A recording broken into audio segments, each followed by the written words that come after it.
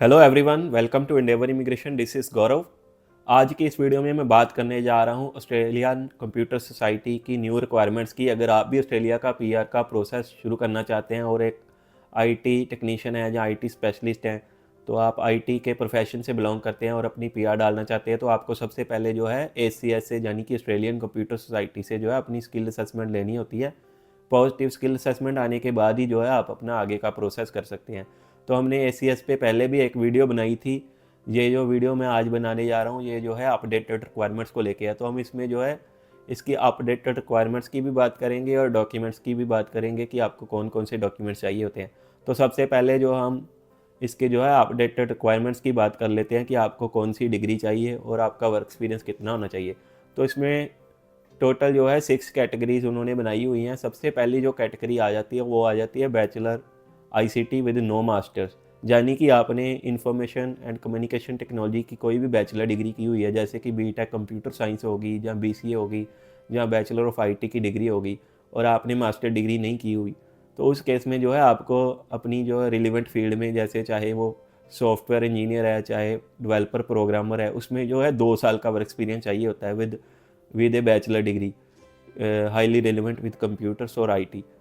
अगर आपकी जो बैचलर है, जो दूसरे नंबर की कैटेगरी है, वो उन लोगों के लिए है जिन्होंने जो है बैचलर नॉन आईसीटी में की हुई है, यानी कि आपने कोई भी बीकॉम बीए की डिग्री की हुई है और उसके बाद जो है अपनी मास्टर आईसीटी में की हुई है, यानी कि मास्टर जो है आपकी आईटी की डिग्री में। उस केस में जो है आपको 4 से 5 साल का एक्सपीरियंस चाहिए होता है, जिसमें से जो है 4 साल का एक्सपीरियंस जो है एसीएस वाले आपका डिडक्ट कर लेते हैं जस्ट फॉर क्वालिफाइंग पीरियड। तीसरे नंबर पे ऑप्शन आ जाती है विद नो बैचलर। अगर आपने बैचलर डिग्री नहीं की हुई या मास्टर डिग्री नहीं की हुई, तो आपके पास जो है आईटी का वर्क एक्सपीरियंस है, तो भी जो है आप आईटी की जो है स्किल असेसमेंट अप्लाई करके अपना जो है पीआर का प्रोसेस शुरू कर सकते हैं, एज लॉन्ग एज आपके पास जो है 8 साल का एक्सपीरियंस है। इसमें जो है आपका 8 साल का एक्सपीरियंस जो है एसीएस डिडक्ट कर लेता है और इसमें आरपीएल रिक्वायर्ड होता है, यानी कि रिकॉग्नाइज्ड प्रीवियस लर्निंग के बेस पे जो है आपको स्किल असेसमेंट प्रोवाइड कर देते हैं। चौथी कैटेगरी आती है उन लोगों के लिए जिन्होंने बैचलर भी आईसीटी में की हुई है और मास्टर भी जो है आईसीटी में की हुई है। इस केस में आपको जो है 1 साल के वर्क एक्सपीरियंस की ज़रूरत पड़ती है।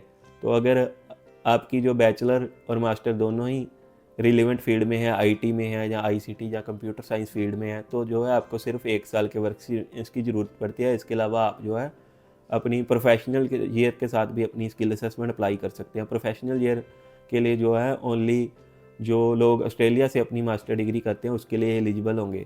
तो अगर आप दुनिया के किसी भी कोने से आपने कोई बैचलर या मास्टर डिग्री की हुई है, दोनों ही जो आपकी आईटी की डिग्री हैं, तो आपको जो है 1 साल के एक्सपीरियंस की ज़रूरत पड़ेगी in IT field to get your skill assessment. 5वें नंबर पे ऑप्शन आती है bachelor non ICT and no master, यानी कि आपने कोई भी बैचलर डिग्री की हुई है, जैसे बीकॉम बीबीए बीए, और आपने मास्टर डिग्री नहीं की हुई। इस केस में जो है आपको 6 ईयर्स के वर्क एक्सपीरियंस की ज़रूरत पड़ती है, जो कि 6 ईयर का वर्क एक्सपीरियंस होता है वो आरपीएल मेथड के थ्रू जो है आपका डिडक्ट हो जाता है और आपको पॉजिटिव स्किल असेसमेंट मिल जाती है। 6 नंबर पे आ जाती है diploma in IT no bachelor, यानी कि आपने कोई डिप्लोमा किया हुआ है इंफॉर्मेशन टेक्नोलॉजी का या कंप्यूटर साइंस का, तो उस केस में भी जो है आप अपना जो है स्किल असेसमेंट अप्लाई कर सकते हैं। इस केस में आपको जो है 6 से 8 साल का एक्सपीरियंस चाहिए होता है, उसमें से जो 5-6 साल का वर्क एक्सपीरियंस है वो आरपीएल के तौर पे जो है डिडक्ट कर लेती है एसीएस और आपको जो है पॉजिटिव स्किल असेसमेंट दे देते हैं। तो ये तो होगी रिक्वायरमेंट्स इस चीज़ को लेके कि आपको वर्क एक्सपीरियंस कितना चाहिए, क्योंकि बहुत सारे लोगों को यही कन्फ्यूज़न रहती है कि उनके पास जो है आईटी का वर्क एक्सपीरियंस है, लेकिन उनको ये नहीं पता होता कि उनको कितना वर्क एक्सपीरियंस चाहिए। तो इसमें हमने जो है आपको वर्क एक्सपीरियंस के बारे में बता दिया। अब हम जो है डॉक्यूमेंट्स के बारे में बात कर लेते हैं कि आपको कौन कौन से डॉक्यूमेंट्स चाहिए होते हैं to get your skill assessment done. तो एसीएस से अगर आप अपनी स्किल असेसमेंट अप्लाई करना चाहते हैं, तो सबसे पहले तो आपको अपने डिग्री या डिप्लोमा की मार्कशीट्स या अपने के जो एकेडमिक्स होते हैं, यानी कि 10th एंड 12th, उसकी मार्कशीट्स या सर्टिफिकेट्स चाहिए होते हैं। इसके बाद आपकी पासपोर्ट कॉपी चाहिए होती है, आपकी नेशनल आईडी कॉपी भी चाहिए होती है। इसके अलावा आप अगर इंडिया से अप्लाई कर सकते हैं तो आप एडिशनल आईडी के तौर पे अपना पैन कार्ड की कॉपी भी लगा सकते हैं। देन आपका जो है अप टू डेटेड रिज्यूमे चाहिए होता है। So it is highly recommended कि आप जो है अपने रिज्यूमे पे भी अपनी जॉब ड्यूटीज लिख सकते हैं विद प्रॉपर जॉब डेजिग्नेशन, कि अगर आपके सेम कंपनी में कोई रोल चेंज हुए हैं तो आप उसके बारे में भी जो है रिज्यूमे में प्रॉपरली डिस्क्राइब करके अपनी जॉब ड्यूटीज़ लिख सकते हैं। देन आते हैं आपके एम्प्लॉयमेंट प्रूफ्स। तो एम्प्लॉयमेंट प्रूफ्स में आपको आप अपनी जॉब ज्वाइनिंग लेटर्स लगा सकते हैं, अपने जॉब कॉन्ट्रैक्ट्स लगा सकते हैं। इसके अलावा आपको अपनी जॉब की सर्विस लेटर या स्टेटमेंट ऑफ सर्विस लेटर भी लगानी होती है। इसके अलावा आपको अपनी पे स्लिप्स लगानी होती है, अगर आपके पास कोई जॉब का आईडी कार्ड है वो लगाना होता है। फिर आ जाती है टैक्स रिटर्न्स। अगर आप किसी कंट्री में है जहाँ पे टैक्स रिटर्न्स ज़रूरी है, वहाँ आप अपनी टैक्स रिटर्न्स भी लगा सकते हैं, फॉर्म 16 भी लगा सकते हैं। अगर आप कोई ऐसी कंट्री से हैं जहाँ पे टैक्स रिटर्न्स की रिक्वायरमेंट नहीं होती, जैसे कि गल्फ़ कंट्रीज़ में नहीं होती, तो उसकी ज़रूरत नहीं पड़ेगी। इसके अलावा आप अपनी बैंक स्टेटमेंट्स लगा सकते हैं विद सैलरी क्रेडिट प्रूफ्स।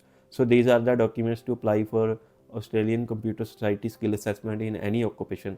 तो आप जो है अब आप भी अपनी जो है स्किल असेसमेंट अप्लाई कर सकते हैं। तो अगर आपको एंडेवर इमिग्रेशन की टीम से अपना पीआर का प्रोसेस शुरू करना है तो आप एंडेवर इमिग्रेशन की टीम को भी कांटेक्ट कर सकते हैं विद योर अपडेटेड सीवी।